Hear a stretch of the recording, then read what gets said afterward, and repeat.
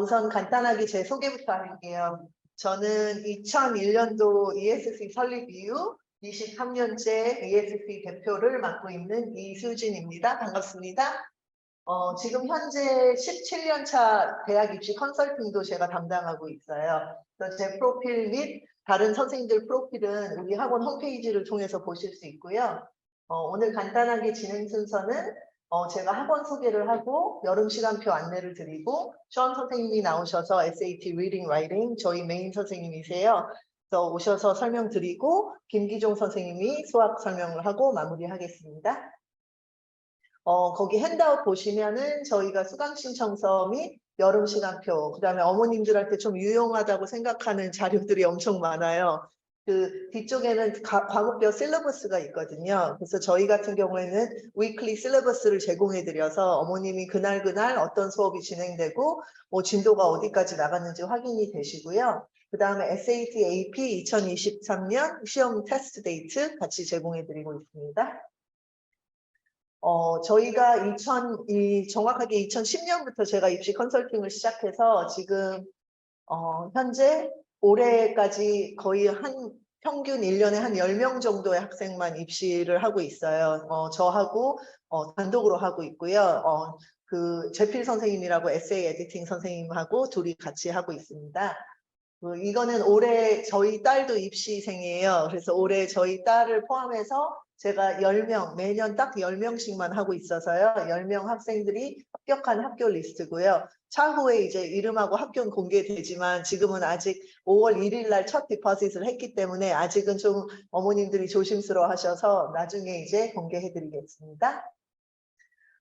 제일 중요한 건 입시, 아무래도 어머님들이 저희 SAT도 중요하지만 결론적으로는 좋은 입시, 좋은 대학을 가기 위해서 이 과정을 밟고 이렇게 많은 투자를 여름마다 하시면서 수업을 듣는 건데 제일 중요한 건 입시에 있어가지고 저는 이렇게 Holy Trinity라고 설명을 하고 있어요.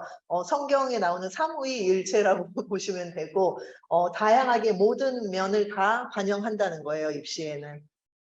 보시면은 저는 이걸 전체론적 입학 심사라고 표현을 하는데요. 한 가지 요소가 아닌 다양한 것을 다 보는데 어머님들한테 매년 설명회를 하면서 물론 ESC가 워낙 오래된 학원이시니까 다들 뭐 네임밸류는 아실 테고 제일 필요한 유용한 정보를 무엇을 드리는 게 중요할까 좀 고민을 해보다가 저희가 제가 키워드로 입시 트렌드를 설명을 드리는 거예요. 그래서 보시면은 홀리스틱 리뷰라는 거, 그 다음에 두 번째 진정성, genuinity하고 passion, 열정 이런 요소들을 대학에서 제일 많이 보거든요. 근데 제일 중요한 건 이제 학년별로 어떻게 준비를 해야 되는지 어머님들이 상당히 궁금해하세요.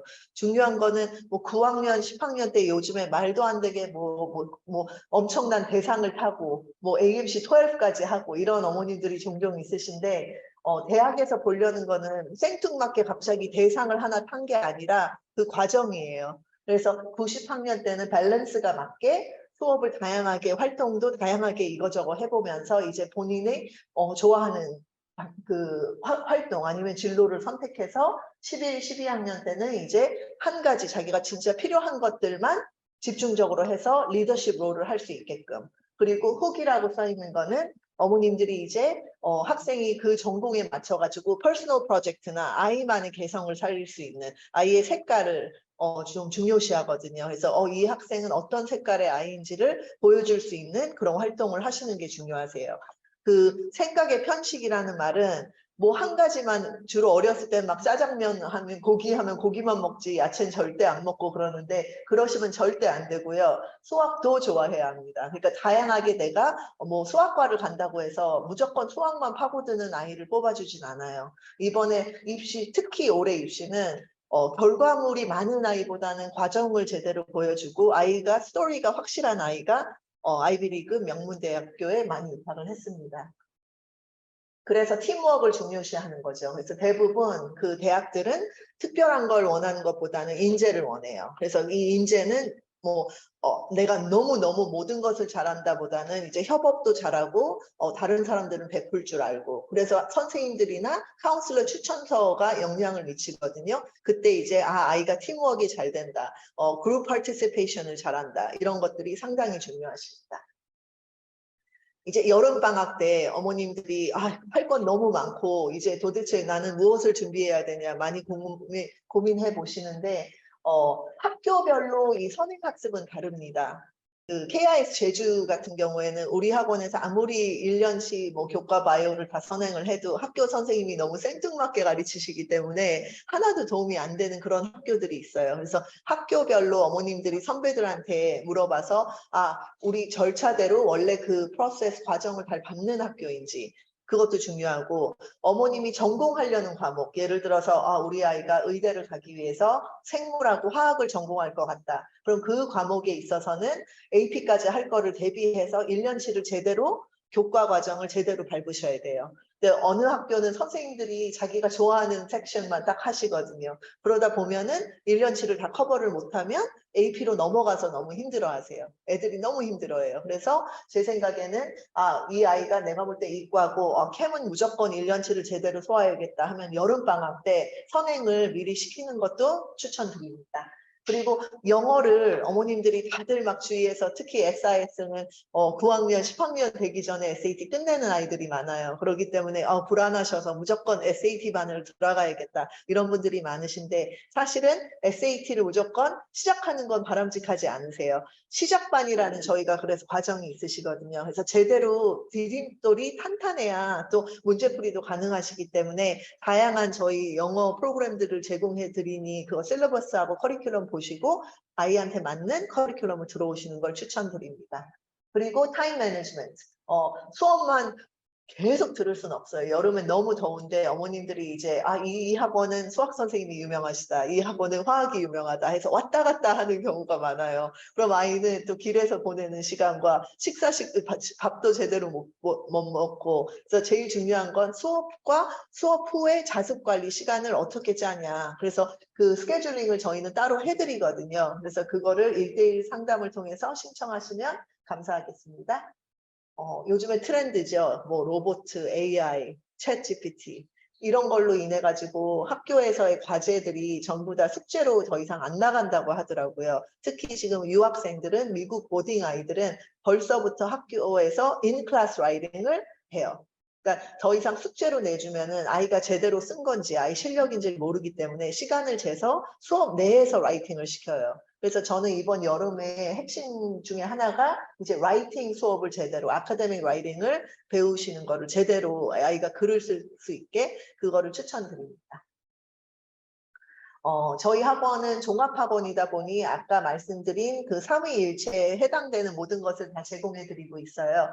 내신 관리부터 AP, IB 시험, SAT, 그 다음에 활동 같은 경우는 저희가 대회 준비반이 PBL이라고 따로 있으셔서 한번 그 커리큘럼 보시면 되시고요. 추천서 같은 경우에는 저희가 가끔씩 썸머 캠프나 아니면 아이들하고 교수님하고 같이 할 수 있는 프로젝트를 제공해 드려요. 그때 이제 그 프로젝트에 참여한 아이들은 또 교수님 추천서도 받을 수 있게 기회를 드리니까 이것도 문자로 저희가 그때그때 안내하거든요. 관심 있으신 분들은 문의 주시면 감사하겠습니다. 이게 저희 스케줄링 표예요. 어머님들 거기 보시면 저희가 스케줄링 표를 샘플을 보여드렸어요. 빨간색은 방학에 제가 추천드리는 과목, 파란색은 앞으로 시험 언제 몇 월 달에 봐야 되는지, 그리고 보라색은 학교에서 하는 활동, 이런 식으로 아이들을 저희 학원에서 1:1 상담을 하시면 스케줄링을 해드려요. 그래서 한번 참고하셔서, 그 샘플이 이건 AP 학교들 샘플이고요. 두 번째 페이지는 이제 IB 학교 샘플입니다. 이 샘플들을 보시고 어머님들이 우리 아이는 지금 10학년인데 주로 이거는 하나의 그냥 흐름이지, 아이마다 또 개별적으로 상담을 하시면 아이한테 맞춤으로 또 스케줄링을 해드려요. 그래서 이런 식으로 여름방학 때 아이가 필요한 시간표를 저희가 개별적으로 짜드리는데, 여기에 타 학원은 저희가 아니면 다른 계획이 있고 운동 뭐 이런 약속이 있으면 X표를 해서 그 시간 외에 자습 시간을 잡아드립니다. 예를 들어서 수업이 뭐 9시, 11시, 11시, 1시 이렇게 연결돼 있으시면 자습은 무조건 필수거든요. 저희 학원에선. 그래서 자습은 그 이후에 2시간, 과목별로 1시간씩은 필수로 학원에 남아서 자습실이 따로 있으니 거기서 공부를 하고 체크를 받고 단어 테스트 같은 경우에는 90점 이상 패스를 해야지만 이제 기가를 할 수 있습니다. 그래 보시면 수업을 하고 복습 퀴즈를 하고 숙제 관리. 그 다음에 저희 학원의 제일 장점 중에 하나는 모든 수업이 다 녹음이 돼요. 녹화가 되는 이유는 아이들이 수업 시간에는 조금 인원도 많고 또한 또 창피해서 선생님들한테 문의를 못할 때가 많아요. 그럼 본인들이 집에서 다시 BOD로 선생님이 이해 못했던 부분을 보든가 아니면 자습실에서 몰랐던 부분을 우리 조교 선생님한테 물어봐서 다시 풀 수가 있습니다. 이게 오답 노트예요. 저희가 리뷰 저널이라고 표현하는데 제일 중요한 건 아이가 이걸 제대로 소화했냐 확인을 하는 작업이거든요. 그래서 한 아이가 공부를 너무 잘하고 하고 싶은데 하는 방법을 모르는 애들이 많아요. 이게 뭐 11학년이라고 예외는 아니고요. 그동안은 그냥 눈으로 보고 귀로만 듣고 이런 식으로 했는데 사실 이렇게 쓰는 게 제가 옛날 사람이라 어느 정도는 자기가 쓰면서 외우는 게 중요하거든요. 그래서 정리정돈이 제대로 된 노트를 하는 게 상당히 중요해요. 그래서 이건 우리 학생들 샘플이고요. 뭐 악필이라도 상관은 없는데 이제 본인이 직접 쓰면서 이렇게 정리를 하면은 또 한 번 더 이해를 할 수 있거든요. 그래서 이거를 저희는 오답 공책을 따로 제공해 드려서 아이들이 오답을 한 거를 확인하고 귀가를 시킵니다. 이게 저희 학원에서 제공해 주는 다양한 영어 프로그램이고요, 어머님. 좀 학년별로 나눠져 있으시니까 해당되는 학년에 맞춰서 위쪽으로 보시면 돼요. SAT가 오늘 메인 설명의 주제라서 SAT가 저희가 반이 4개로 나눠지세요. 그 실전반이라고 써 있는 거는 무조건 이번에 매일마다 모의고사를 보고 시험을 봐야 되는 아이들을 위해서 필요한 거예요. 특히 8월 말에 있는 시험을 대비하기 위한 반이고요. 소수 정예반은 인원이 작아요. 인원이 작아서 10명 이하로 진행이 되고 주 3회씩 진행이 됩니다. 그래서 3일 매일 올 때마다 디지털 SAT 풀 테스트를 보는 게 의무고 시작반은 2시간 수업에 1시간 자습입니다. 그래서 시작반 같은 경우에는 처음 이제 디지털 SAT를 시작하지만 올해 시험을 보긴 봐도 아이가 지금 SAT가 뭔지도 몰라. 그런 아이들은 시작반에 들어오셔서 우선은 사주를 하고 그 다음에 레벨에 맞는 반으로 배정받으셔서 들어가시면 돼요. 그리고 아직까지 유학생들은 페이퍼 SAT로 봐야 되는 게 의무예요. 그래서 미국에 있는 유학생들 같은 경우에는 내년 3월까지는 페이퍼로밖에 못 보거든요. 미국 내에서는. 그래서 그걸 위해서 그 아이들을 위한 실전 대비반만 하나 제공하고 있습니다. 이게 저희 CBT 프랩으로 해가지고 우리 ESC만의 단독 SAT 먹 테스트 사이트입니다. 여기에 최근 트렌드 이번 디지털 SAT에 맞게 시간 타이머도 다 재개돼 있고요. 보시면은 왼쪽에 패시지와 오른쪽에 질문 이런 식으로 진행이 되고 있으십니다. 끝나고 나서 제일 중요한 게 아이가 뭐 점수도 나왔는데 어떤 것을 많이 틀렸냐 이거를 사실 보는 게 상당히 중요해요. 그래서 패시지별로 무엇을 많이 취약점이 무엇인지를 파악하고 그거랑 관련된 핸드아웃으로 저희가 추가로 개별적으로 숙제가 나가요. 테스트는 테스트지만 아이가 예를 들어서 뭐 문학 쪽에 리딩 패시지가 지문이 약한 아이면은 문학 위주의 지문들을 숙제로 나가고 있습니다. 그래서 그게 다 캐테고라이즈가 돼 있어서 분야별로 저희가 숙제를 나눠주고 있어요. 이게 상당히 효과적이더라고요. 이거는 저희 타 프로그램들이고요. 다른 영어 프로그램들 9학년에서 11학년을 위한 거고 혹시 밑에 또 동생들이 있으시면 주니어 프로그램이 따로 있고요. 올해 최초로 6학년, 5학년 반을 제공하고 있어요. 그래서 이것도 참고해 주시면 감사하겠고요. 여기는 저희가 종합학원이고 유명한 수학, 과학 선생님들이 많으세요. 그래서 이거는 이제 선행학습을 위한 스케줄이십니다. 자, 그러면은 SAT예요. 저희가 지금까지는 올드를 위주로 했기 때문에 올드를 지금까지 본 아이들 점수고요. 평균적으로 1520에서 30점 정도 나오는 것 같아요. 주로 방학 내 3개월 정도, 8주에서 10주 정도 공부를 하면 평균 120점에서 150점 정도 오른다고 봐요. 근데 이게 아이마다 달라요. 독해가 많이 약한 아이들은 사실 단어만 약하면 점수가 확 오르는데 이제 지문, 주제를 파악하지 못하는 아이들은 그 패시지 인터프리테이션이 안 되는 건 조금 더 시간이 걸리더라고요. 이 영어라는 게 또 타고나는 거라서 또 그거는 저희들이 그래서 취약점을 파악하는 데 집중하는 이유가 아무리 못하는 아이도 자기가 못하는 것을 많이 풀어보면 늘더라고요. 그래서 그런 부분들을 좀 참고하셔서 저희 학원에 많은 관심 가져주시면 감사하겠고요. 지금 이제 우리 션 선생님 나오셔가지고 SAT에 대해서 설명을 드리겠습니다. 우선은 이제 저희 방학 여름방학 설명을 잠깐 드릴 거예요. 그래서 뭐 그렇게 길지 않을 거고요. 그 중요한 내용만 간략하게 전달을 드리는 게 어머님도 이제 딱 집중해서 들으실 수 있으니까 그렇게 하도록 할게요. 자, 저희가 이제 우스갯소리를 얘기를 해요. 그쵸, 어머님들. 이제 아이의 성공적인 그 교육을 시키려면 세 가지 요소가 필요하다고 얘기를 해요. 많이 들으셨던 부분일 거예요. 이제 기본적으로 할아버지의 재력이 필요하죠. 그쵸. 이제 아빠의 재력은 필요 없고요. 할아버지의 재력이 좀 많이 필요하세요. 네. 자, 두 번째가 뭐냐면은 아빠의 철저한 무관심이 필요하죠. 이제 아빠들이 이제 저를 포함해서 자꾸만 이번 달에 학원비가 좀 많이 나갔네. 왜 이렇게 나가는 거지? 라고 말씀을 하시기 시작하거나 아니면은 또 그러신 분들 계세요. 또 저도 약간 좀 그쪽이긴 한데 모순적이긴 한데 이렇게 공부는 아이가 스스로 직접 해야지 이렇게 학원에 의존하면 안 된다라고 말씀을 하세요. 필요 없는 내용들이죠. 이런 얘기 자꾸만 들어오면 힘들어져요. 마지막 세 번째는 저희 이제 어머님들 정보를 이런 게 필요하죠. 어느 학원을 보내셔야 되고 누가 공부를 시키시는 게 가장 단시간에 가장 높은 점수 향상을 만들 수 있을지. 자, 이제 우스갯소리 하나만 할게요. 이제 그런 의미에서 봤을 때 이제 오늘 온라인 수업을 들으시고 그리고 수업이래요. 제가 이제 직업병이에요. 온라인으로 지금 참여하시는 어머님들이나 오프라인 어머님들은 우선은 네, 저희 학원을 선택해 주시고 저를 선택했기 때문에 우선 합격. 네, 축하드립니다. 성공하셨어요. 자, 그러면은 저희가 지금 제일 많이 생각을 하는 게 뭐냐면요. 테스트 옵션이라는 거를 되게 많이 생각을 해요. 왜냐하면 테스트 옵션이기 때문에 되게 애매모호하신 입장이 되는 거예요. 이게 미국 대학들이 네가 원치 않으면은 SAT 성적이나 ACT 성적을 제출하지 않더라도 우리는 뭐 너의 성적표와 다른 것들을 보고서 똑같이 동등한 입장에서 너를 평가하도록 할게 라고 얘기를 해요. 이제 어렵잖아요, 사실. 그럼 도대체 우리 아이는 이 많은 시간과 비용을 투자를 해서 이게 아무런 개런티 되지 않는 이런 공부를 해야 되는 것일까 말아야 되는 것일까. 데이터를 보여드릴 수밖에 없을 것 같아요. 2022년에 근거한 데이터요.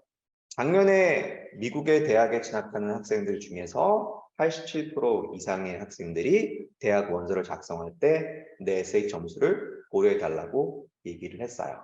지금은 거의 95% 이상의 학교들이 뭐 몇 학교밖에 안 돼요. 뭐 MIT라든지 조지타운 이런 몇 개 학교를 제외하고는 모조리 커먼 애플리케이션 양성을 작성하시거든요.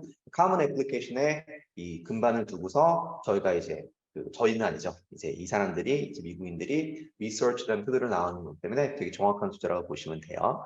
두 번째는 작년 한 해에 SAT 응시한 학생, 2022년에 SAT 응시한 학생 숫자가 이게 170만 명이에요. 네. 혹시 수능 인구 몇 명인 줄 아세요? 수능 2022년 수능 인구가 38만 명밖에 안 돼요. 네, 4배에서 5배가 넘는 숫자예요. 그러니까 이걸 보시면 아시겠죠? 아무리 SAT가 테스트 옵셔널이다라고 얘기를 해도 내 옆에 있는 모든 친구들이 제출을 하기 때문에 저희는 해야 되는 거예요.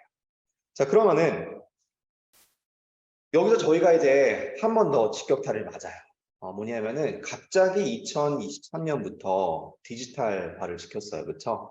원래는 칼리지 보드가 되게 늦거든요. 사실은. 원래 이제 저희가 보면은 뭐 토플 시험이라든지 ETS에 주관하는 이런 것들이 막 얘기가 있었어요. 저희가 원래 이제 어머님들 저 나이 때 어렸을 때 저희 공부할 때 이제 페이퍼로 시험 봤단 말이에요. 그게 어느 순간에 뭐 CBT화가 되고 IBT화가 되면서 막 어나운스멘트가 나온 다음에 짧게는 3년, 길게는 5년이 걸렸거든요. 그걸 가는 게. 근데 바로 갔어요. 바로. 그냥 바로 어나운스하고 그 날짜에 딱 맞춰서 2023년 올해 3월부터 미국을 제외한 모든 전 지역은 다 디지털화가 돼 있는 거죠. 그러니까 당황스러워요. 가르치는 저희 당황스럽고요. 시험 공부한 아이들 당황스럽고 제일 당황하신 것들은 사실 어머니 제일 당황스러우실 거예요. 이게 도대체 어떻게 해야지 우리 아이가 대학 갈 수 있을지. 자, 이 지도를 한번 보시면은요. 이제는 뭐 지역군이나 이런 거 나누실 의미가 없는 거예요. 여기 보이시죠? 이 빨간색 박스로 들어와 있는 부분 보이시죠? 미국, 그렇죠? 미국, 하와이, 괌이에요. 그러니까 하와이 사실은 미국이죠. 미국 영이 아니에요. 그렇죠? 괌은 미국 영이고요. 이 지역을 제외한 나머지 모든 지역들은 다 디지털이에요. 그럼 미국하고 국경을 인접해 있는 바로 위에 있는 옆 동네죠. 캐나다는 어떨까요? 디지털이에요. 그럼 밑에 내려가는 또 이웃 사촌이죠. 남미라고 하잖아요. 저희가 사우스 아메리카라고 거기는 어떻게 할까요? 디지털이에요. 그럼 한국은요? 디지털이에요. 일본은요? 디지털이에요. 중국도 디지털이에요. 유일하게 페이퍼 앤 펜슬로 볼 수 있는 시험은 미국과 미국 영밖에는 없으세요. 네. 그러니까 이제는 우리 아이들이 디지털 준비를 할 수밖에 없는 거예요. 한마디로. 자, 그러면은 old exam이 있고요. new exam이 있어요. 그쵸? 자, 보시면은요. 이거 미동 맞죠? 자, old exam 이제 보실 필요 없어요. 사실. 뭐 아시면 뭐 할 거예요. 사실. 그쵸? 뭐 비교 분석을 하는 것도 시험 문제를 공부를 하는 아이들이 비교 분석을 해야지 뭐 저희 학부모나 학부모님들께서 이거를 옛날 시험하고 지금 시험에 어떤 차이점을 아실 이유는 사실 없다고 생각해요. 사실. 그쵸? new만 볼게요. 오른쪽을 보시면은 뉴는 뭐 당연히 컴퓨터를 시험에서 사용해서 시험을 보고요. 재미있는 건 아이들이 자기 컴퓨터를 갖고 가요. 네, 학교에 가면 컴퓨터 시설이 세팅이 되어 있는 게 아니라 내가 평소에 사용하는 내 맥북이나 아니면은 삼성 PC를 들고 가서 거기서 접속을 하게 돼 있어요. 와이파이를 통해서. 시간이 대폭 단축이 됐거든요. 대략적으로 한 2시간 남짓 걸려요. 영어 부분만 따서 보시면 64분이 걸려요. 정확하게. 그럼 이 64분이라는 시험이요. 원래는 칼리지 보드가 얘기를 할 때 이 인터랙티브한 시험이고 인터넷 베이스 시험이기 때문에 시험을 본 다음에 수일 내로 점수를 볼 수 있다고 얘기를 했거든요. 아직까지 그렇지도 않아요. 아직까지는 2주가 걸리세요. 그러니까 옛날하고 별반 차이 없어요. 아직까지는. 근데 이것도 이제 금방 뭐 내년쯤이 되면은 며칠 수일 내로면은 이제 알 수 있을 것 같긴 해요. 자, 제일 큰 차이점은 시험이 어댑티브한 거예요. 옛날에는 종이와 연필로 시험을 봤으니까 이미 프린트 된 거를 보는 거잖아요. 그럼 뭐 아이들을 역차별을 할 수도 없고, 어느 학교에는 너는 A 버전으로 보고 너는 B 이렇게 할 수는 없단 말이에요. 그렇죠? 이제는 어댑티브 시험이기 때문에 혹시라도 우리 아이들 어렸을 때 맵 테스팅 같은 거 보신 기억이 있으면 그거 똑같아요. 토플 IBT하고 똑같고요. 그러니까 어떤 부분은 동일한 입장의 시험을 보고요. 그 퍼포먼스에 따라서 올라가거나 내려간다고 보시면 돼요. 네, 그래서 마듈 1이라고 저희가 얘기를 하거든요. 첫 섹션인 27문제짜리 첫 번째 파트는 everybody 모든 아이들이 다 똑같이 동일한 시험지를 보고요. 그 아이들의 시험지가 바로 instantaneously, 바로 아이가 제출이 된과 동시에 성적이 나와버리니까 아이들은 모르죠. 하지만 그거에 따라서 이제 올라가는 upward로 올라가실 수도 있고요. 내려가는 low로 내려갈 수도 있어요. 그럼 차이점은 뭐냐? up로 가면은 maximum score에서 가는 게 가능하신 거고요. low로 가시면은 maximum score는 다 맞더라도 불가능해요. 그 차이가 있으세요. 그래서 아이들이 시험을 보고 난 다음에요. 저희 4월달 아이들 시험 봤을 때 25명의 아이들이 시험을 받는 저랑 공부를 해서 그 아이들이 다행인 건 정말 동일하게 얘기를 했어요. 그게 뭐였냐면 제가 워닝을 줬거든요. 너희가 제대로 시험을 봤으면은 이렇게 느낄 거야. 마듈 1을 봤을 때는 할만해요. 쉬워요. 근데 마듈 2로 넘어갔을 때 갑자기 어려워졌어요. 라는 생각이 들면은 그러면 너희 제대로 시험 보는 거야. 라고 얘기를 했더니 그대로 25명의 아이들이 동일하게 얘기를 하더라고요. 그러니까 마듈 1은 쉬웠는데 마듈 2가 저랑 공부했던 아이들이 모조리 upper level로 올라가 버린 거죠. 그러니까 이제 이 시험 난이도가 확 증가를 해버린다고 보시면 돼요. 영어 과목은 reading하고 writing 똑같이 들어가요. 대신에 섹션 부분이 reading 따로, writing 따로는 아니고요. 이제 모듈 1에도 reading하고 writing이 섞여 있고 모듈 2에도 reading하고 writing이 섞여 있어요. 그러면 지금 어떻게 나오냐? 지문이 정말 짧아요. 단원이라고 문단이라고 보기 힘드세요. 되게 짧아요. 글밥수 자체가 믿기 어려울 만큼 짧아요. 70 글밥수 정도 되는 것도 되게 많이 나와요. 그러니까 되게 짧은 지문을 주고 그 지문에 대해서 각각에 따라서 다른 질문들이 나오시는 거거든요.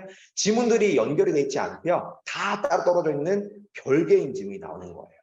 그러니까 이거는 무슨 소리냐면은 문해력을 보겠다는 소리가 아닌 거예요. 문해력은 약간 당연한 거고요. 이제 그 이상 것들을 보겠다는 거죠. 그래서 그건 제가 좀 이따 설명드리도록 할게요. 요 차이점에서 오는 제일 중요한 거는요. 시험의 숫자가 시험의 점수 만점이 줄어들지 않았어요. 800점 만점이거든요. 그럼 저희가 생각을 해보면 되게 단순 계산법으로 옛날 시험지가 96문제로 800점 만점이 나왔고 지금은 54문제, 딸랑 54문제로 800점 만점이 나와요. 문제 숫자가 반절이 되는데 이 성적은 그대로 유지가 되거든요. 그러면 뭐겠어요? 옛날 시험보다는 지금 시험이 한 문제당 개점수가 높다는 거죠.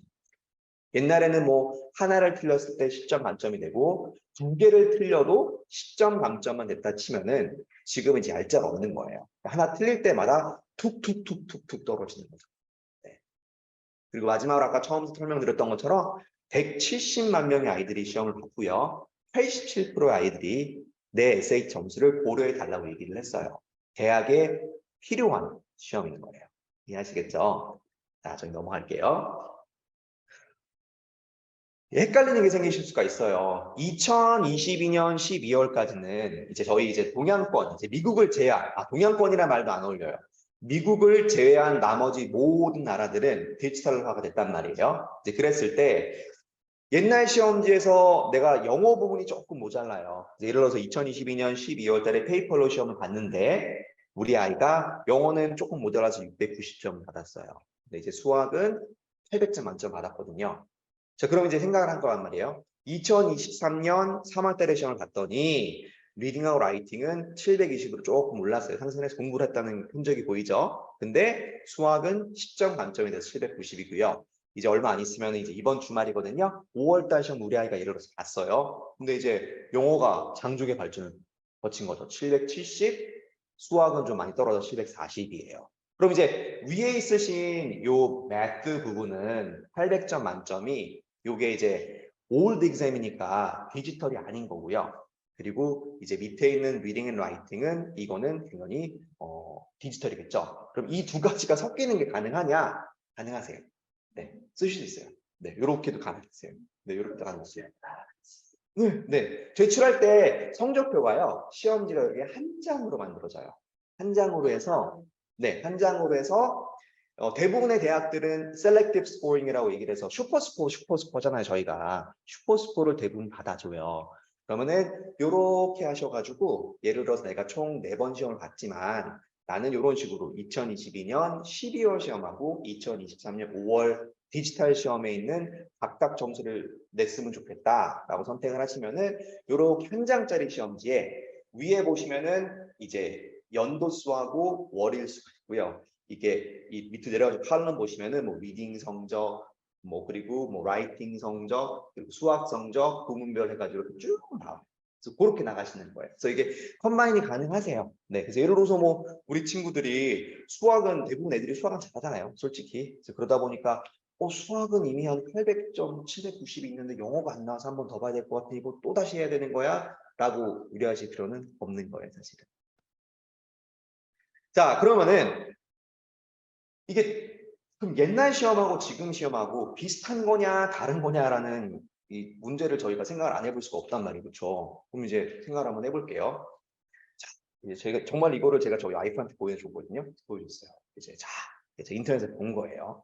이 왼쪽 거가 이제 옛날 거 고이백인가 봐요. 미디움 사이즈로. 오른쪽 거가 새로운 거 고이백이래요. 네, 새로운 거래요. 그래서 제가 애기 엄마를 두고서 자, 이거의 차이가 뭐야? 제가 보기엔 똑같거든요. 내 애기 엄마는 지금 장난 아니한 데를 좀 쳐다봐요. 왜 이걸 다르잖아. 색깔이 뭐 하는 거냐고. 매우 다른 아이들이라고 아이라는 표현을 하더라고요. 좀 어이가 없어가지고. 다른 아이들이래요, 얘들은. 뭐가 다르냐 그러니까 나와요. 뭐 질감부터 시작해서 뭐 메테리얼, 패브릭 나와요. 그래서 모르겠어요. 제가 보기엔 비슷한데 차이가 있단 말이에요. 여성분들이 보시기엔. 그쵸? 이 시험도 마찬가지예요. 이 시험도 되게 달라 보이거든요. 하나는 페이퍼고 하나는 디지털이고 하나는 지문이 되게 길고 하나는 지문이 되게 짧고, 그러니까 겉으로 보기에는 다른 부분만 보이시겠지만 비슷한 부분도 분명히 존재는 하세요. 그래서 이제 어머님들이 항상 걱정하시는 부분들이 그거예요. 우리 아이가 지금 뭐 1년 반 동안 어느 학원 다니고 누구하고 공부를 하고 해서 매번 여름방학, 겨울방학마다 쭉 공부를 해서 수학은 800을 만들어 왔는데 영어가 680밖에 안 돼요, 선생님. 그럼 이거를 새로운 시험을 준비를 하면은 완전히 새로운 건데 이거 이때까지 680이라도 만들어 놓을 때까지 공부했던 것들이 뭐 다 사라지는 거 아니에요? 라고 말씀하시는데 그렇진 않다는 거죠. 물론 다른 시험이에요. 다른 시험이지만 비슷한 부분은 분명히 있기 때문에 지금까지 이제 허송세월을 하시거나 뭐 시간과 돈을 낭비하신 건 아니라는 거죠. 네, 그게 베이스가 돼서 저랑 공부를 하셨을 때 더 폭발적으로 금방 올라갈 수 있는 부분들이 분명히 있을 거예요.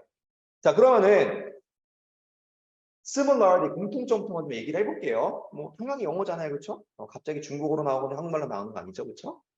동일한 거예요. 두 번째, reading portion 있죠? 지문을 읽어야 돼요. 세 번째, 문법도 알아야 돼요. 문법 문자가 나오거든요.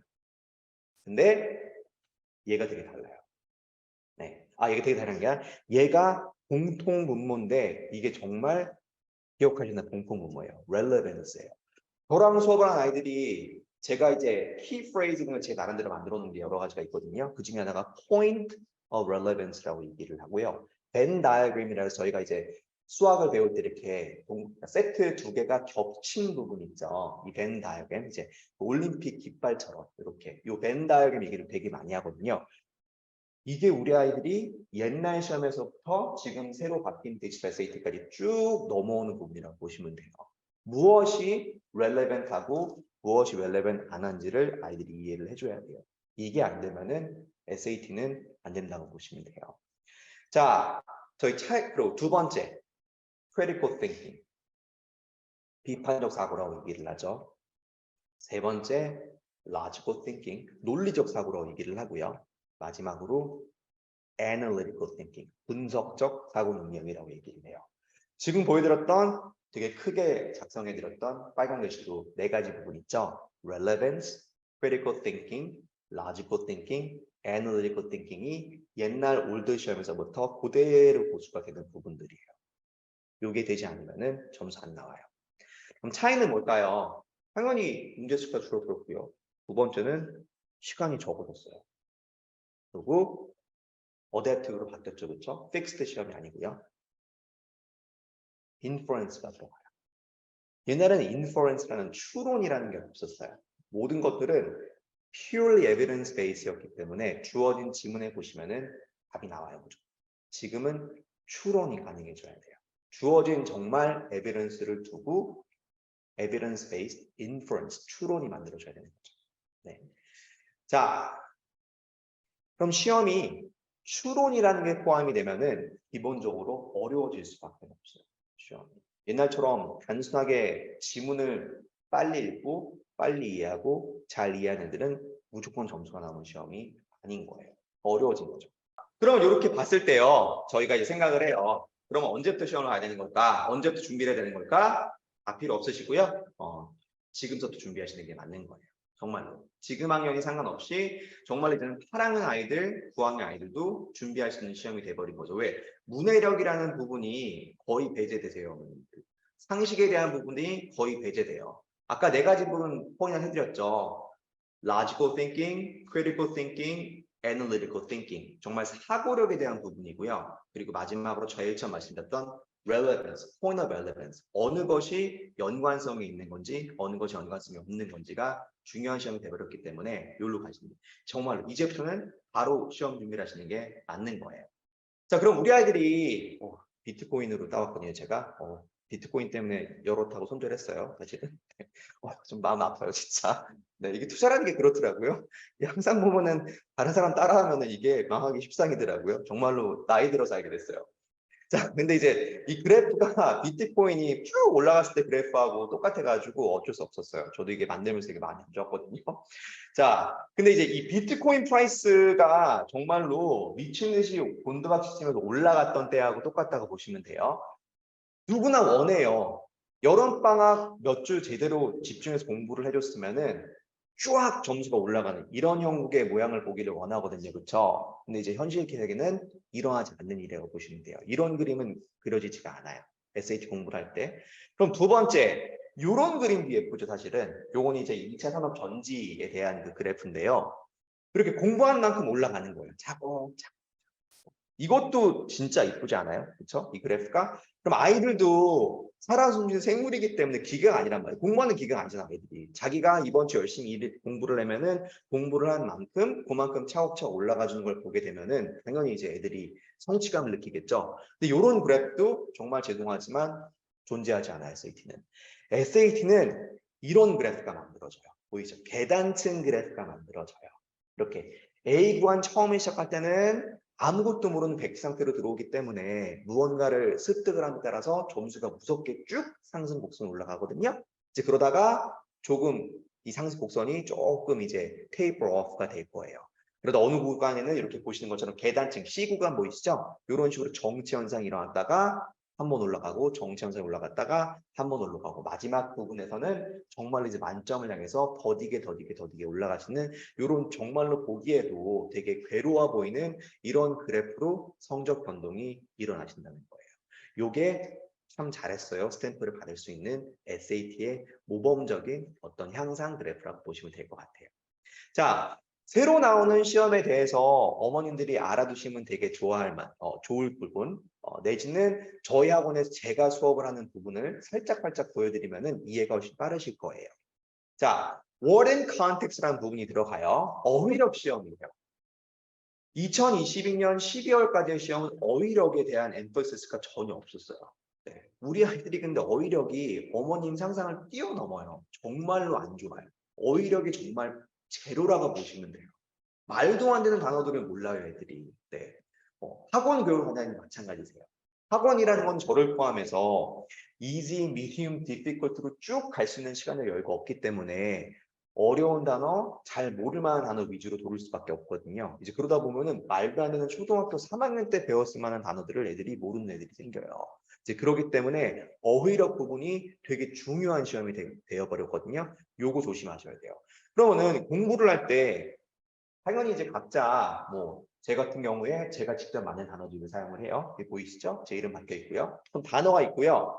품사가 있고 영어 뜻 그리고 한글 뜻이 있어요. 옛날에 작년까지만 해도 되게 많이 받는 질문들이 많아요. 선생님이랑 많이 질문을 하시겠죠. 학생 어머님들이 질문하신 것 중에서 자, 단어를 외울 때 영어로 외워야 되나요? 아니면은 뭐라 그러죠? 영어로 외워야 되나요? 아니면은 한글로 외워도 되나요? 라는 걸 되게 많이 궁금해 하셨거든요. 정말 이건 상관없어요. 아무런 상관이 없으세요. 왜? 보세요. 기본적으로 밑에 보시면은 제가 만든 샘플링 센텐스가 들어가요. 이제 그건 뭐예요? 네가 그 단어의 뜻을 아는 것만이 중요한 게 아니라 사용법을 알아야 된다는 소리거든요. 여기다가 시험을 볼 때 저희 모든 단어 시험을 보여드릴게요. 이렇게 나와요. 단어 시험이. 보이시죠? 이렇게 만들어요. 모든 시험들을 제가 다 3년 동안 만들어놨어요. 아이들이 이제 요 A, B, C, D에 있는 단어들이 이제 그날까지 외웠어야 되는 단어에 포함이 돼 있는 거예요. 그럼 애들이 이제 그걸 외웠잖아요. 그럼 단순하게 애들이 생각하면 단어를 외웠으니까 그럼 A, B, C, D 4지 선다면은 A하고 동의어나 뜻을 고르면 되겠지. 절대 그렇지 않아요. 제 단어 시험은 시험하고 똑같아요. 대신에 짧은 시험이라고 보시면 돼요. 그러니까 실제 나오는 디지털 SAT에 나오는 한 5문제에서 그러니까 마줄 1, 2 합해서 10문제 정도 포함이 되어 있는 그 word in context라는 시험지를 되게 짧게 모방을 한 거예요. 그렇죠? 그래서 내가 단어 뜻으로 외우는 게 아니라 정말 단어를 알아야지만이 데일리 보캡 시험이 통과가 되시는 거예요. 보이시죠? 이렇게 돼야 돼요. 그러니까 어차피 시험을 이 형식으로 볼 거면은 평상시에 공부도 똑같이 하라는 거예요. 한마디로. 두 번째, 이렇게 되면은 이게 실제로 이제 실전 문제 시험에서 나오는 거란 말이에요. 이런 느낌으로 나오시는 거예요. 되게 길죠. 이런 긴 문제의 중간 부분이 비어 있고요. 이 중간 부분에 들어가는 올바른 단어를 삽입하시는 거예요. 이때는 문해력과 어휘력과 플러스 스트래터지가 들어가시는 거거든요. 예를 들어서 이 긴 문제를 보고서 모든 단어와 모든 내용을 이해할 필요는 없으세요. 금방 보여드리면은 이런 식으로 콜론 보이시죠? 콜론은 아이들이 영어에서 가장 잘 사용하지 못하는 것 중에 하나거든요. 콜론은 restate라는 경우에 사용이 되세요, 어머님들. restate가 뭐예요? 앞선 얘기를 한 번 더 다른 말로 풀이를 해주는 부분이에요. 그럼 앞에 부분에 밑줄이 있기 때문에 뒤에 부분에서 뭐가 되겠어요? 한번 정리가 됐으니까 동등한 입장이 돼버린단 말이에요. 그럼 앞에 부분이 비어 있으니까 뒤에 부분을 보면 답이 나오겠죠. 이런 식으로 답을 보고 요게 플러스적인 단어가 들어가기 때문에 마이너스와 마이너스를 지워주고 마이너스 내지는 중립을 지워주고 남아있는 두 가지 중에서 C가 정확한 정답이 되는 거죠. 그러니까 이런 식으로 스트래터지가 포함이 되는 학습이 되실 거예요. 단 스트래터지는 문해력과 어휘력이 없으면은 이루어질 수가 없는 거예요. 주어진 문장과 주어진 단어들을 이해를 못하는데 아무리 스트래티지를 프랙티스 한다고 해서 시험 점수가 나오진 않으세요. 이 세 가지가 삼위일체가 되셔야 돼요. 두 번째, evidence-based inference라고 아까 말씀드렸죠. 이게 새로운 부분이란 말이에요. 추론이 들어가요. 추론이. 자, 그럼 추론이 어떤 느낌으로 들어가는지 보여드릴게요. 자, 저희 한번 해볼게요. 그 온라인 어머님들은 그냥 쭉 편하게 보시면 되고요. 저희 오프라인 어머님들 한번 해볼게요. 제가 단어를 하나 생각하고 있거든요. 한번 맞춰보시겠어요? 뭘까요, 이게 도대체? 네, 네, 뭘까요, 이게? 네, 이게 뭘까요? 제가 힌트를 드릴게요. C예요. 아니에요. 오, 먼저 맞췄어요. A자까지 맞았어요. 잘하시는데요? A자 맞아요. 뭘까요? 아니에요. K? 그렇죠. 잘하셨어요. 감사합니다, 어머니. 네, 감사합니다. 네, 감사합니다. 케이크예요. 근데 이게 쉽지 않죠. 그렇죠? 밑도 끝도 없잖아요. 이렇게 문제를 만들지 않을 거죠, 한 말이에요. 그렇죠? 자, 시험 문제를 보여드릴게요. 시험 문제를 알라고리 형식으로 한번 보여드릴게요. 자, 첫째, 에비던스가 들어가요. 여자의 제일 좋은 친구예요. 둘째, 여자의 자신감 만들어줘요. 셋째, 여자의 최애 아이템이에요. 6글자짜리 하나예요. C? 그렇죠. 감사합니다. 네, 샤넬이에요. 감사합니다, 어머니. 감사해요. 감사합니다. 네. 너무 빨리 다 맞추셨어요. 이거예요. 그러니까 어차피 시험 문제 보여드릴 거예요, 금방. 근데 이 베이직스 메카닉스는 똑같아요. 여자의 가장 좋은 친구다. 여자의 자신감을 만들어줄 수 있는 아이템이다. 여자가 가장 좋아하는 아이템이다. 이런 주어진 에비던스를 통해서 샤넬이란 정답을 추론을 해내시는 거예요. 시험 문제는 이렇게 나와요. 길죠? 다 읽으실 필요 없어요. 포인트 해드릴게요. 자, 하나. 이 문제가 얘기를 해요. 자, 그러면은 학생이 말이야. 학생이 본인이 연구한 결과를 레포팅을 해주고 싶어 한다. 누구한테? 두 번째, 요 주어진 thermal inversion, 뭔지 모르셔도 아무 상관없어요. 하여튼 이런 토픽에 대해서 already familiar, 이미 잘 알고 있는 사람들한테, 대중에게 연구 결과를 발표를 하려고 한다. 그럼 다음 중 올바른 답은? 이라고 정말 어이없는 문제가 나와요. 이게 뭐냐면은 rhetorical synthesis라는 거예요. 그럼 왼쪽에 있는 이 노트 테이킹한 내용을 보고서 이 학생이 필요한 부분을 발췌를 해서 답을 만들어 가시는 부분이라고 보시면 돼요. 그럼 다시 말하면 뭐예요? 아까 말씀드린 거예요. Point of relevance가 중요한 거예요. 연관성이 있는, 다시 말하면 나에게 주어진 오른쪽에, 왼쪽에 보이시는 5가지 에비던스 중에서 내가 해야 되는 것과 연관성이 있는 것들을 추합해서 정답을 만들어 가시는 거거든요. 그럼 빨리 보여드리면은 A는 필요가 없어요. 왜? 이미 thermal inversion이라는 거를 잘 아는 사람들에게 얘기를 하니까. B도 필요 없으세요. 이거는 그냥 그 팀에 대한 설명이지 이 어떤 연구 결과에 대한 게 아니니까요. C도 필요 없으세요. 아무런 쓸모가 없는 내용이에요. 자, D, the team found 보이실 거예요. 애들이 이제 학습을 저랑 하면 이게 보이겠죠. 이 팀이, 이 연구원들이 발견을 했구나. 여기가 finding이란 말이에요. 그리고 마찬가지로 내용이 나오고 여기도 그거에 대한 설명 부분 나오거든요. 이렇게 나오고요. 그러니까 요 두 가지의 인포메이션 추합을 해서 이 답을 봤을 때 A가 맞고 B가 틀리고, A가 앞에 부분은 맞는데 뒤에 부분이 틀렸고, B는 여기가 틀렸고, C는 여기 맞고, 여기도 맞고, 여기도 맞고, D는 이건 설명이지 not finding이 아니니까 될 수가 없어서 정답은 이렇게 C로 가야 된다. 이런 과정을 저랑 학습을 통해서 하게 될 거예요. 세 번째, 문법이에요. 문법은 정말로 한국식으로 배우시는 게 맞아요. 아이들이 보면 제일 많이 하는 얘기가 뭐냐면은 it sounds like an answer라고 얘기를 해요. 답인 것처럼 느껴진대요. 그럼 답인 것처럼 느껴지는 거기 때문에 맞을 수도 있고 틀릴 수도 있는 부분이 있는 거거든요. 그렇기 때문에 정확하게 한국식으로 학습을 하고서 어떤 이 문법에 대한 구조를 보셔야 돼요. 어떤 식으로? 이런 식으로 보시는 거예요. conjunction 들어가고 subject verb 나오고 콤마 찍고 subject verb가 나와야 되는데 여기에 color of의 뒤에 있는 말해발 부분이 빠져버리고 얘가 컬러가 하나이기 때문에 여기가 싱귤러로 A가 B가 정답이 된다. 이런 식으로 하시는 거예요. 그러니까 정말로 문법으로 보시는 거고요. 마지막으로 아까도 설명드렸던 point of relevance 어떤 연관성이 있느냐라는 걸 보셨을 때 이런 식으로 logical tradition 이 중간에 있는 밑줄 부분에 연결고리가 들어가야 되니까 앞에 있는 부분에서 뭐 이렇게 뭐 traditional form을 reject하지는 않았지만 reject하지 않았어요. 그럼 traditional form을 고수한 거예요. 근데 뒤에 부분에 보시면은 new 새로운 것도 나오죠. 그럼 반대로 이제 내용이 들어간단 말이에요. 이제 그렇게 보시면 답은 B, no밖에 안 되시는 거예요. 이런 식으로 이제 진행이 된다는 걸 보여드리는 거고요.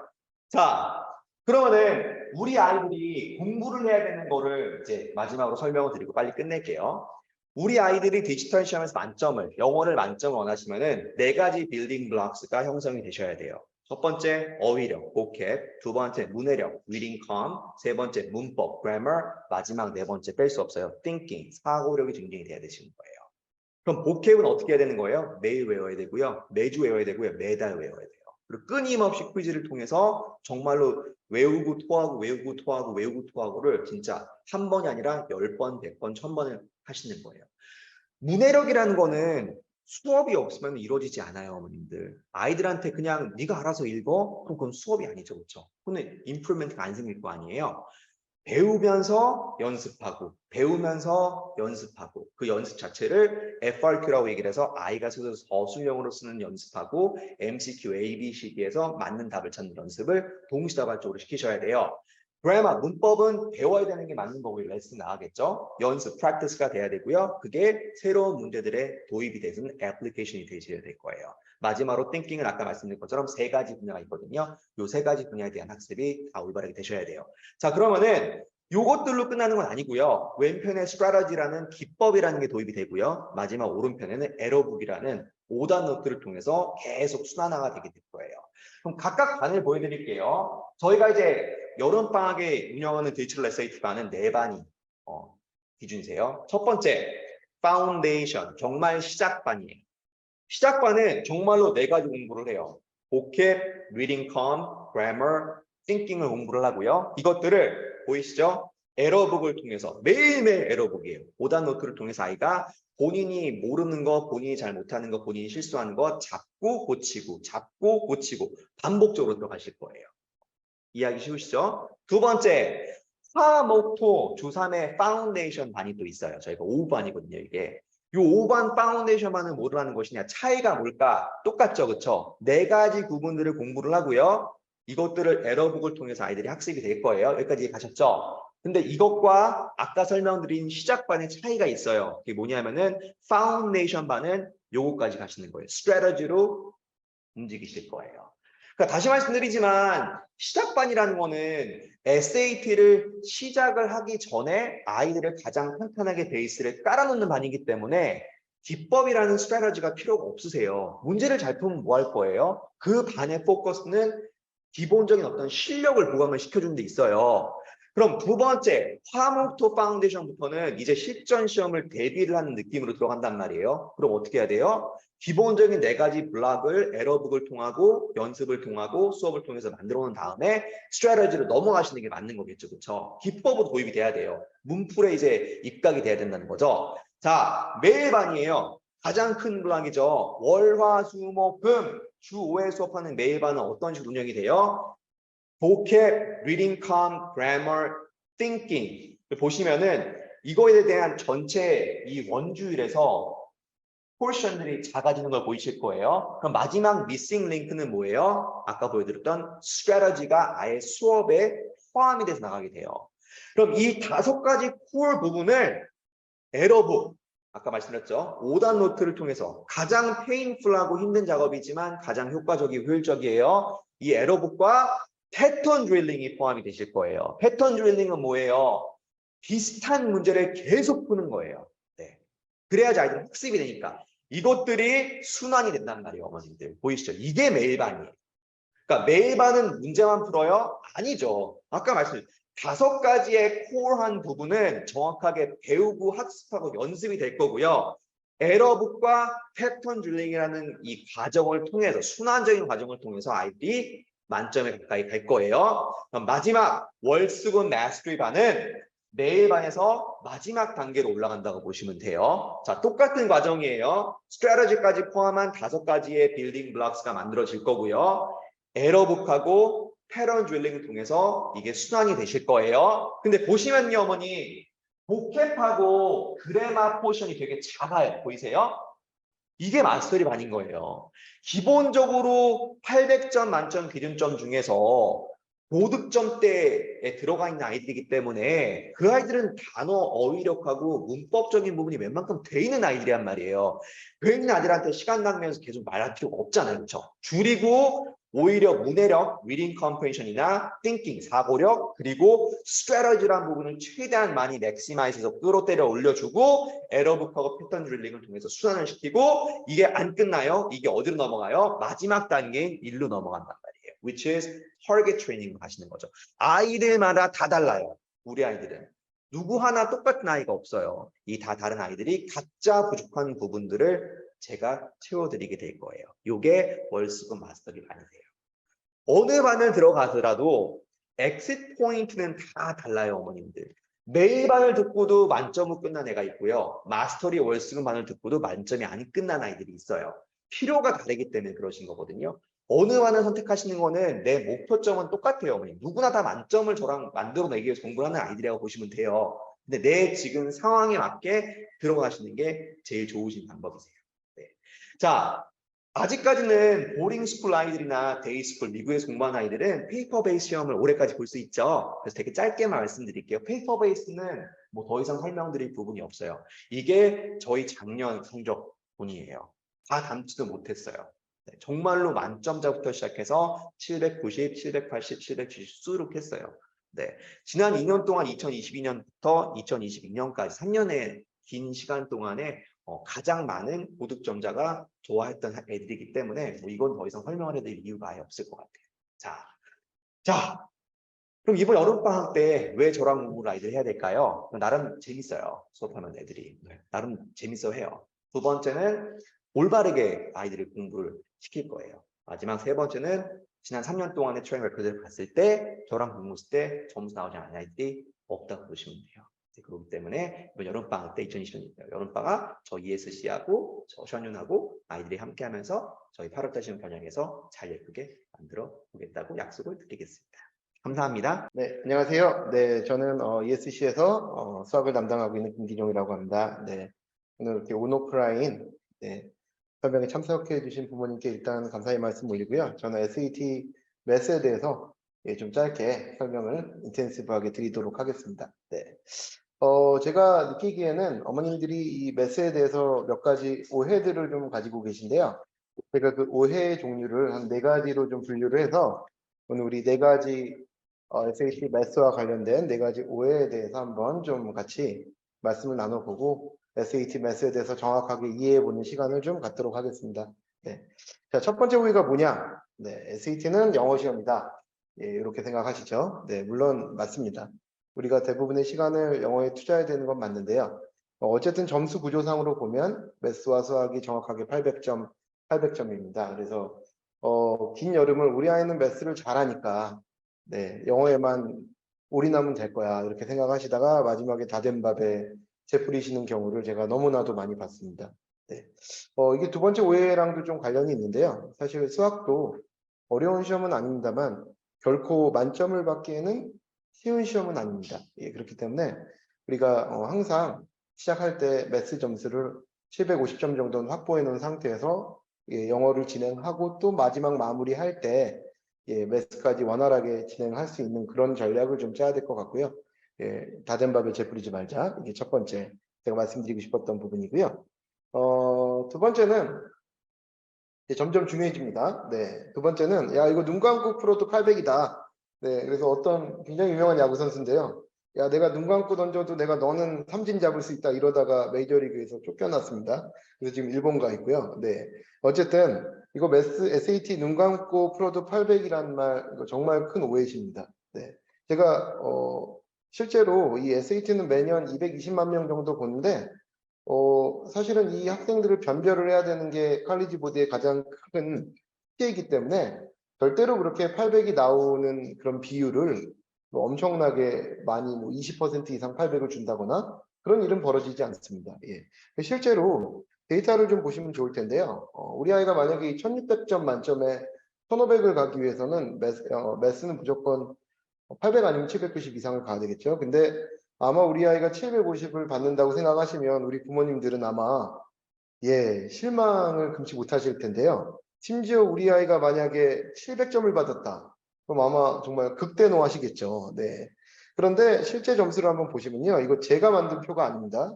이거 그대로 어머님들께서도 컬리지 보드 언더스탠딩 SAT 스코어라는 구글 치면 나오는 자료고 이게 USA 지금 디지털 SAT에 대한 자료인데요. 매스가 800점이 퍼센타일로 99%죠. 790점까지 99%입니다.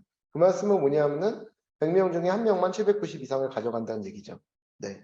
그리고 700점 이상으로 보더라도 91%입니다. 그러니까 무슨 말씀이냐? 우리 아이가 700점 받으면 정말 아마 화나실 텐데 사실은 상위 9%란 얘기죠. 네. 750점은 참고로 상위 95%니까 그러니까 퍼센타일로 95%니까 내 밑에 95명이 있는 겁니다. 사실은. 예. 그래서 사실은 이 디지털 SAT로 바뀌면서 문제 구조가 44문제를 우리 아이들이 풀게 될 거고요. 4문제는 그중에 채점이 되지 않는 더미 퀘스천입니다. 그건 이제 향후 테스트를 위해서 쉽게 얘기해서 우리 아이들을 실험용으로 쓰는 거죠. 네, 그렇게 해서 그 문제를 개발하는데 이제 비용이 많이 들기 때문에 실제 아이들은 44문제를 풀지만 그 채점이 안 되는 4문제가 뭔지는 모르는 상태로 풀게 됩니다. 그래서 어쨌든 이 44문제를 풀 텐데 문제는 다 맞아야 됩니다. 한 문제라도 틀리면 10점 내지 20점씩 점수가 깎일 거고요. 그 다음에 채점되는 이 40문제 중에서 반드시 3, 4문제 정도는 굉장히 어려운 문제를 섞어 놓습니다. 그렇기 때문에 750까지는 무난히 갈 수 있는 구조지만 800을 받기는 매우 매우 힘든 구조고요. 사실 이제 저희 학원도 이제 시험에 적응하는 이제 과도기라고 생각하시면 될 텐데, 수학은 뭐 그렇게 문제 유형이나 뭐 그런 부분에서 큰 변화는 없었습니다, 사실. 이 문제가 이제 CBT로 바뀌었다는 그거, 그 다음에 문제수가 준 대신에 아주 어려운 난이도의 문제가 3, 4문제 섞여 있었다는 것 말고는 뭐 특별히 이전 시험과 달라진 점은 없지만 이 점수 구조만큼은 완벽하게 똑같습니다. 예. 이건 예전에 페이퍼를 볼 때도 마찬가지고요. 이 디지털로 바뀌어서도 마찬가지인데 이 점수 구조를 보시면 이게 결코 800 맞기 쉬운 시험은 아니라는 거. 예.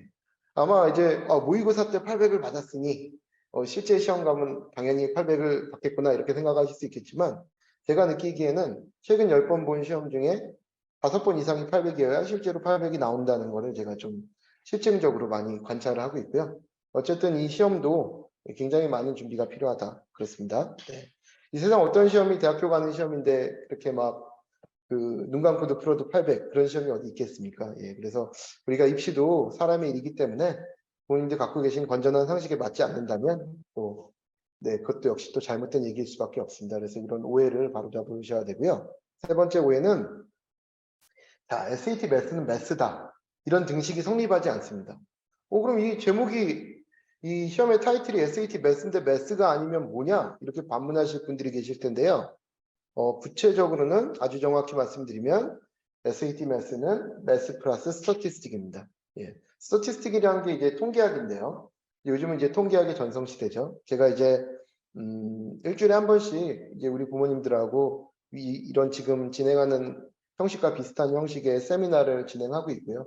이미 3주 진행을 했고 앞으로 4주 동안도 진행할 예정인데 SAT를 비롯해서 에피스탯, 에피케어, 프리케어 이런 과목들에 대해서 일주일에 한 번씩 지금 세미나를 하고 있습니다. 네, 근데 제가 거기서도 이제 자세하게 말씀을 드릴 테지만 이 스터티스틱은 매스랑 근본적으로 완전히 다른 과목입니다. 그렇기 때문에 알지브라 2만 끝났어도 스터티스틱을 허용해주는 학교들이 실제로 있고요.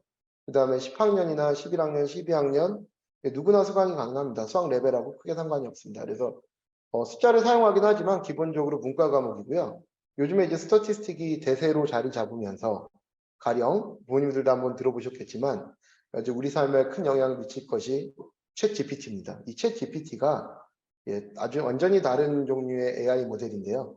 이게 스태티스틱에 기반한 모델이라고 생각하시면 되겠습니다. 그래서 이 스태티스틱이 이제 뭔가 예전에 칼큘러스가 주류였던 거에 비해서 이제 새로운 주류를 좀 떠오르면서 이런 시험들이 이제 많이 나오게 되는데요. 이게 많이 반영이 될 텐데 알gebra 2와 스태티스틱이 각각 7대3의 비율로 시험에 출제된다고 생각하시면 됩니다. 그래서 알gebra 2 PKL 정도 한 학생이라면 혹은 IGCE를 했다, IB 학교 학생들 같은 경우는 MIP를 했다, 그 정도면은 충분히 수학 쪽은 접근이 충분히 가능합니다. 근데 이제 이 문제는 스태티스틱인데요. 이 스태티스틱을 아이들이 배워본 적이 없습니다. 네. 그래서 스태티스틱은 보통 AP 학교는 11학년 AP 스탯, IB 학교 같은 경우도 마찬가지로 11학년 IB 들어가야지 배우는 부분이라 이 SAT와 그다음에 이 학교 교과 간에 시간상의 약간의 불일치가 있고 아이들이 이제 가장 힘들어하는 부분이 바로 이 스태티스틱입니다. 그래서 이 시험은 수학 7에 스태티스틱 3이 가미되어 있는 시험인데 문제는 뭐냐? 틀리는 문제들은 대부분 다 스태티스틱입니다. 그래서 실제로 한번 시험 문제를 보시면 이런데요. 숫자가 하나도 없죠. 그래서 아이들이 엄마 수학 시험이 좀 이상해. 숫자가 없어. 이제 이런 문제가 실제로 나옵니다. 그래서 숫자 딱 한 번 나오죠. 뭐 몇 명을 했다. 뭐 이거 이제 정확하게 요 문제는 지금 하나도 없네요. 숫자가. 그러니까 아니면은 뭐 30명을 샘플링을 했다. 뭐 이런 식으로 문제가 나오기 때문에 아니 어떻게 수학 시험에 숫자가 없냐 이렇게 생각하실 수도 있지만 이것이 바로 스태티스틱이고요.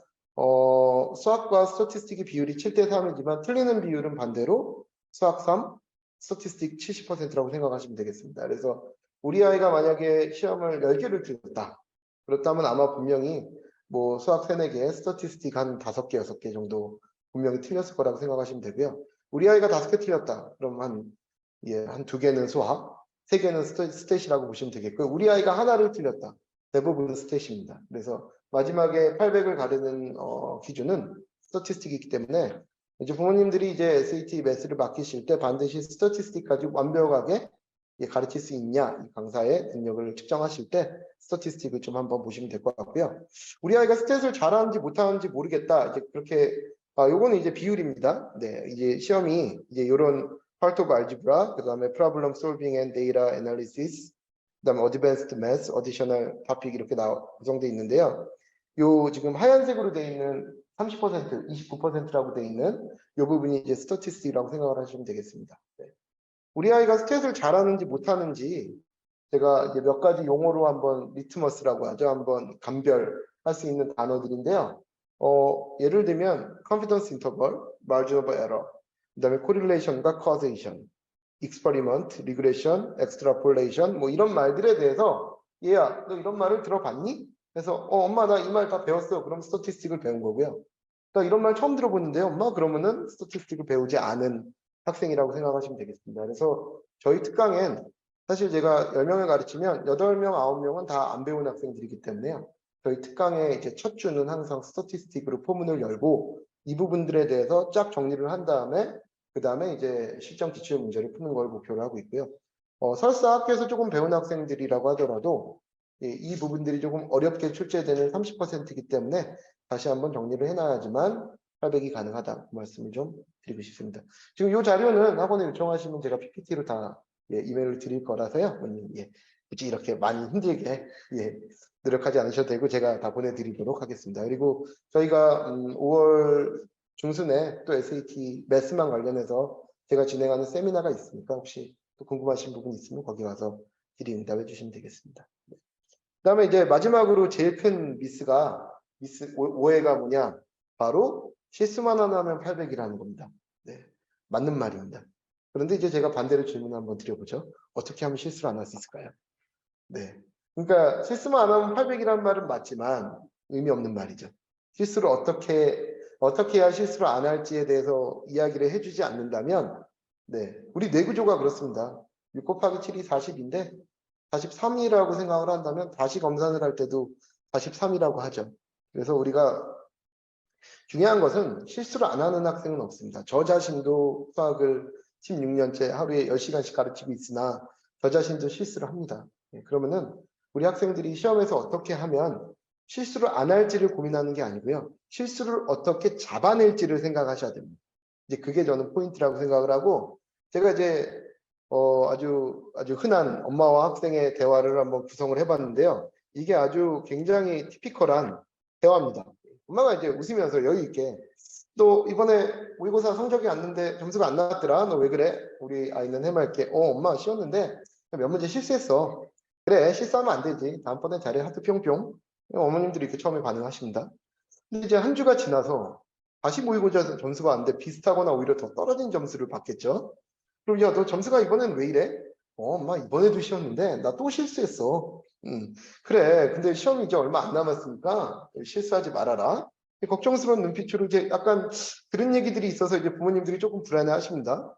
며칠 후에 이제 또 시험을 2주 앞둔 파이널 모의고사를 봤는데 또 비슷한 점수거나 상승이 별로 없는 점수가 받은 다음에 이제 왜 이러는 거야 도대체 이렇게 물어보면 이제서야 이게 내가 왜 자꾸 실수하지? 내가 어떻게 하면 실수 안 하지? 이런 부분에 대해서 이제 이제서야 학생들이 털어놓죠.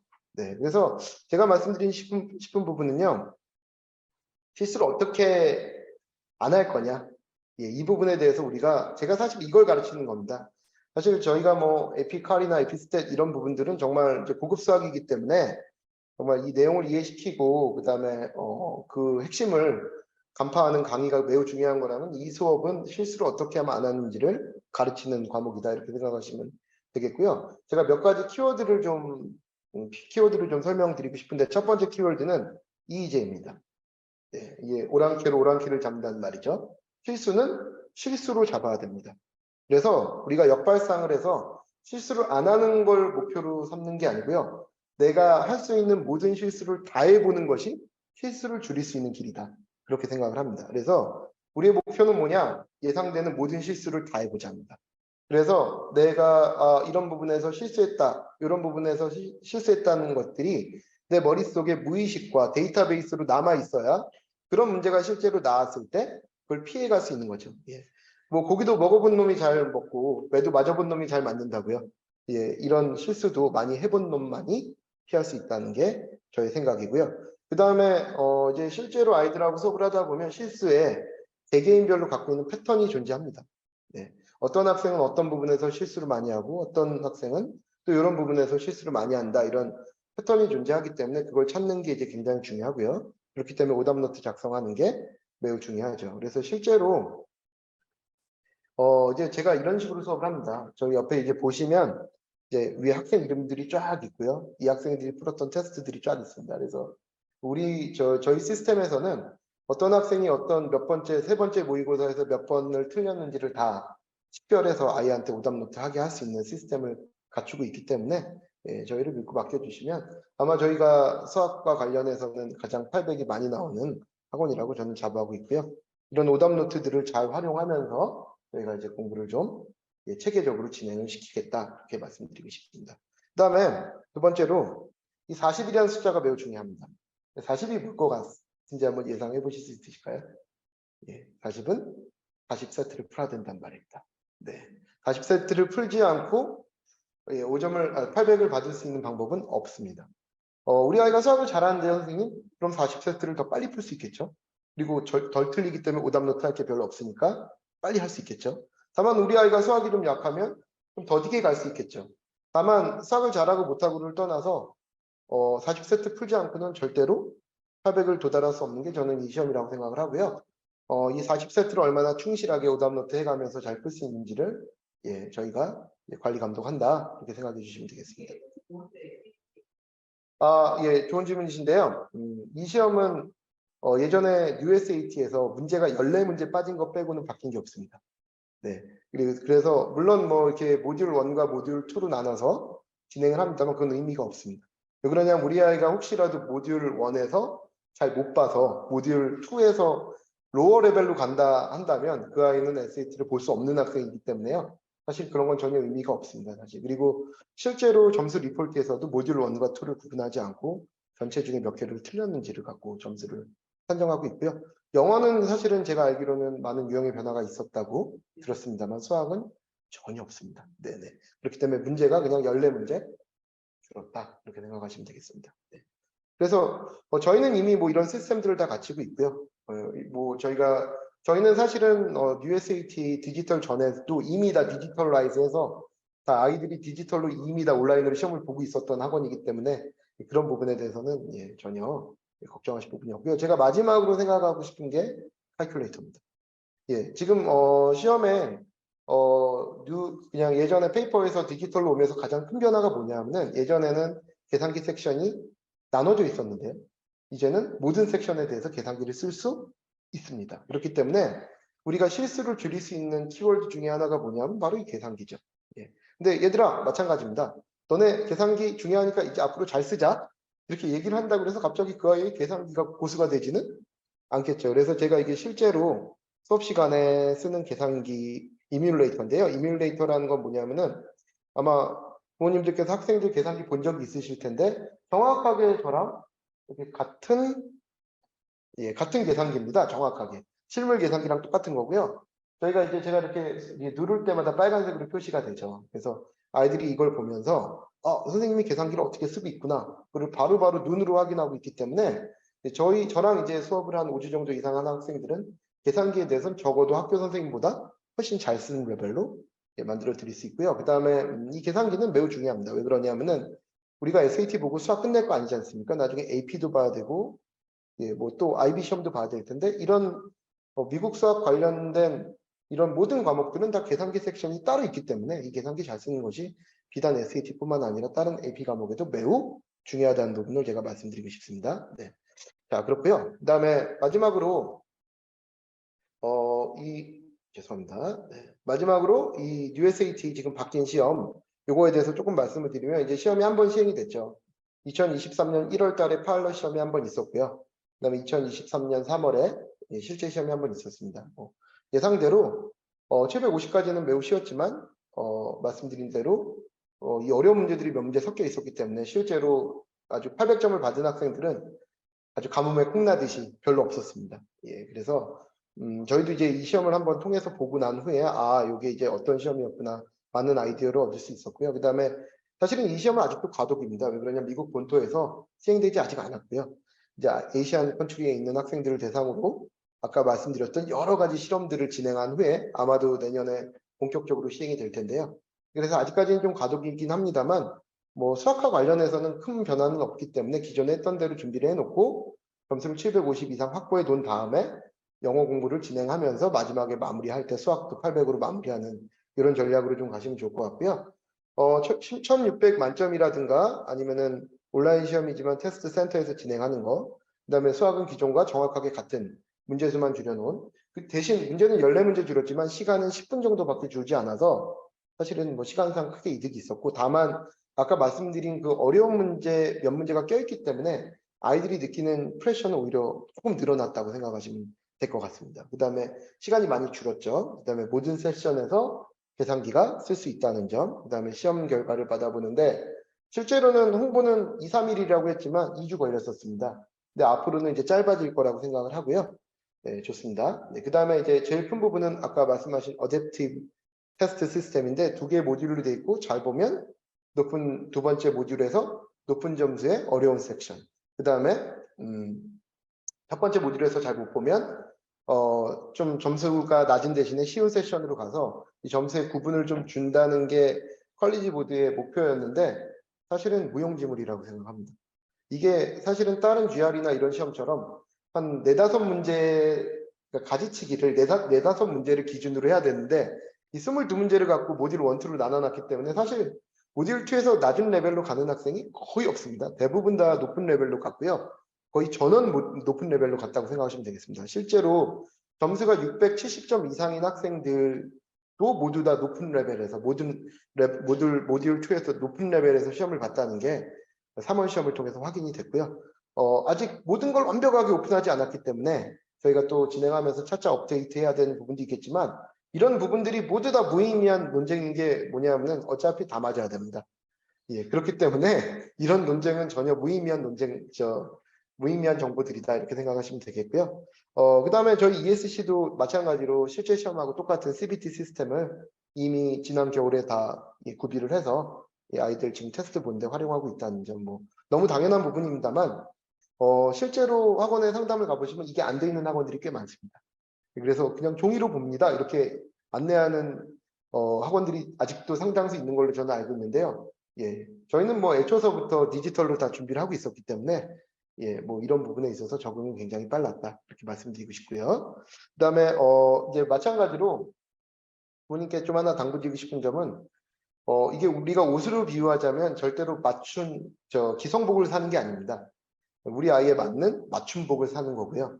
예, 이 SAT 수학은 사실은 전체 수학 입시에서 매우 작은 부분을 차지하고 있기 때문에 우리 아이가 이제 9학년 이후에 수학을 어떻게 진행을 해야 될지, 그 다음에 어떤 경로로 마지막 목적지에 도달할 수 있을지, 목적지는 같을지라도 가는 경로는 다 다릅니다. 그렇기 때문에 우리가 아이가 전공할 뭐 메이저가 뭔지, 그 다음에 학교는 어느 정도 목표로 하고 있는지, 우리 학교가 어디기 때문에 어떤 팔러시와 어떤 제약을 갖고 있는지 등등을 좀 잘 면밀하게 판단해서 우리 아이한테 맞는 맞춤복을 입혀주시기 위해서는 반드시 1:1 상담이 필요합니다. 그래서 예, 개념치 마시고 제 연락처나 학원 연락처를 신청을 해주시면 제가 수학하고 관련돼서 최상의 솔루션을 제공해 드리도록 노력하겠습니다. 네.